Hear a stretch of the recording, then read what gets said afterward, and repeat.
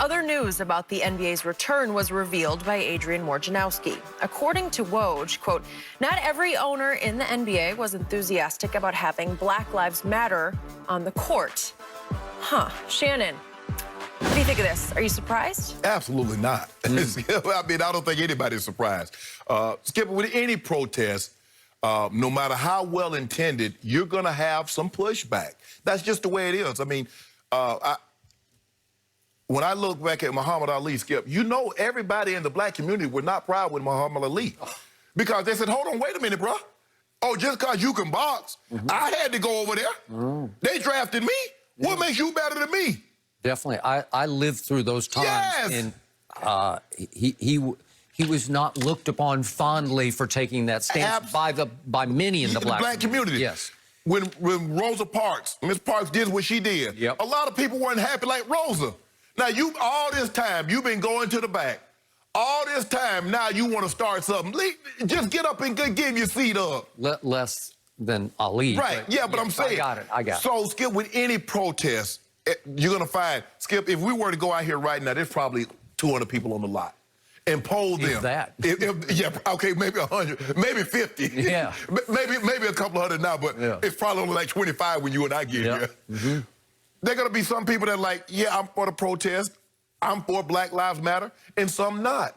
So did I actually think that all 30 billionaire owners are going to say, yeah, man, that's a good idea. Yeah. Of course not.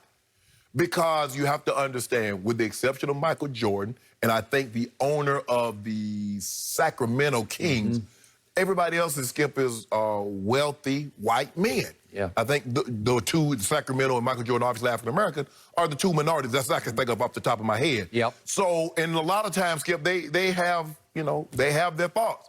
And is this Black Lives, Skip, is that going to cost us money? Because I'm in the business to make money, Skip. Anytime you open up a business, especially if it's a business for profit. Now, I get nonprofits, that's one thing. But you all operate a basketball team or a football team.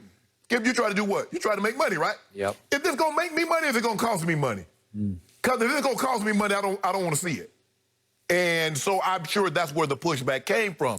And so for me, am I surprised that all 30 owners were not on board? Absolutely not. Just like I can assure you, there are some of the 32 NFL owners, Skip, like, you know what? If the guys want to peacefully if they want to peacefully take a knee during the playing of the national anthem, so be it. But then you probably got 5, 6, maybe 10 that's like Jerry Jones. Hell no. But they won't be as vocal as Jerry is about it. So, Skip, I am not surprised that all owners were not on board with the Black Lives Matter being on the court or whatever the slogans they have on the jersey. No, this does not surprise me. I must tell you, it did surprise me a little because I hadn't looked hard at it before. Because I had always sort of accepted the fact that NBA ownership, as opposed to NFL ownership, was far more enlightened and progressive and forward-thinking and maybe a little more left-leaning than the Well, how NFL. about this here, Skip? I'm surprised a source let it get out. Because now you're going to have the players looking like, I wonder who the hell that owner or owners are that didn't want Black Lives Matter. All right, so I did a little bit of digging, not that I did anything special, but just a little internet digging on what do we know about some owners in the NBA? Right. Are there some potential Kelly Loefflers, as we saw in the WNBA? Right. So I'm looking, and again, I don't want to overstate this. I'm just stating facts. Right. I'm not leaping to conclusions that they are the ones or that in any way, shape, or form I'm accusing them of being racist. Right. But we do know this. These three contributed to the Trump campaign in 2016. Peter Holt of the Spurs, who's the longtime owner of the Spurs, he and his wife. James Dolan, obviously, thanks to his father. We know that he contributed. And Dan DeVos of the DeVos family that owns...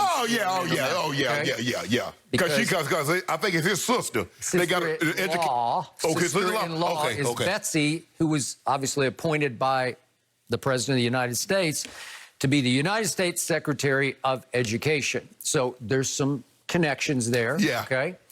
And then going a little deeper, contributing also to Trump campaigns. I don't know if this is now or then. I think it was then, but maybe it could be now. James Morris of the Pacers, vice chairman. I'm not familiar with him, but I am very familiar with Tillman Fertitta, the owner of the Rockets. Yes. Contributed. And this is intriguing to me. James Buss, one of the brothers who helps run the Lakers, Jeannie is in command, obviously, but James Buss did contribute to the Trump campaign in 2016. Right. And his father, the late, great Dr. Jerry Buss, he was a staunch Republican, but Jeannie is a Democrat. So there's some cross purposes going on there. But James, one of the brothers, did contribute, okay? And if we go all full circle, for what it's worth, Dan Gilbert, often at odds with LeBron James, though he is a Republican. Yes. Okay. But again, I'm not leaping to any conclusions. I'm just giving you the facts, the lay of the land. So there are Republicans here who have ownership, you know, have stakes of ownership or the outright owners of these teams. Right. Okay. Well, I'd never really thought hard about all of the above. So yeah, it's out there. It's happening.